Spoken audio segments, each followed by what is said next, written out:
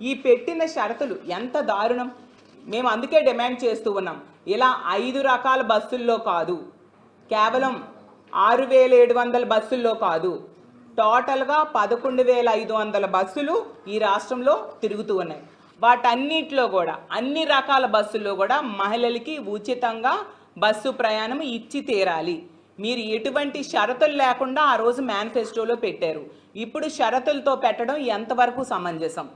దీన్ని మేము అంగీకరించట్లేదు.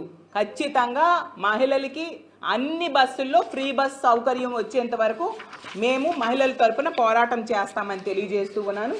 అలాగే మంత్రి మండలిలో తీసుకున్న నిర్ణయాల్లో పెర్మిట్ రూమ్స్ కోసం మరో దారుణమైన నిర్ణయం.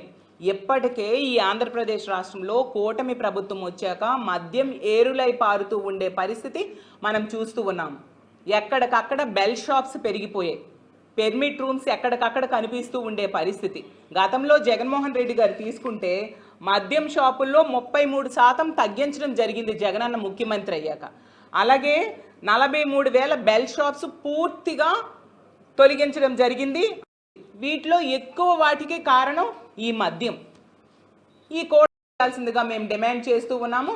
అలాగే రాష్ట్ర వ్యాప్తంగా ఉన్న అన్ని బస్సుల్లో కూడా మహిళలకి ఉచిత బస్సు ప్రయాణం అమలు అయ్యేట్టుగా చేయాల్సిందిగా మేము డిమాండ్ చేస్తూ సెలవు తీసుకుంటున్నాం.